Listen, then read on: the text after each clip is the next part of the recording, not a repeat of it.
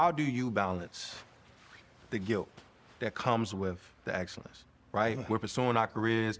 All of you guys are ultra successful. I have a 7-year-old man. I'm back and forth between North Carolina and Atlanta. One of my biggest issues is the guilt, the time I'm missing.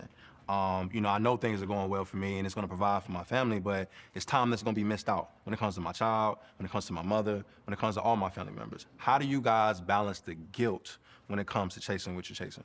One thing that I think that is a great sense of peace that I learned when I was 26 years old is because I didn't have a mom and daddy. So, I was adopted by a 64-year-old woman when I was 4, and she was a widow. She had a 4th grade education. So I never had men in my life to pour into me. It wasn't until I became older and I started seeking out, like David said, I started seeking out men that had the ingredients of what I aspired to be. Yep. And so when I first got married, and because when I got married, we were already a blended family. I had a son when I was 18. Tammy, the beautiful young lady I married, she had a daughter when she was 19, so I adopted her daughter when we got married, and so we got married with kids. And I started traveling automatically.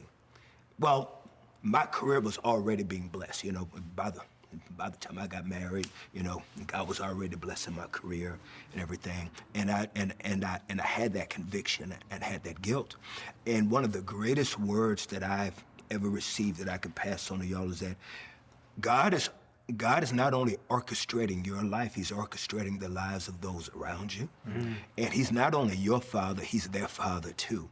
Yeah. So when God calls you to something, he's also put the seed of calling in them as well. So if God has wired you to have a very abnormal career that has a very abnormal spaces, he's wired them as well. Mm-hmm. That seed is in them as well.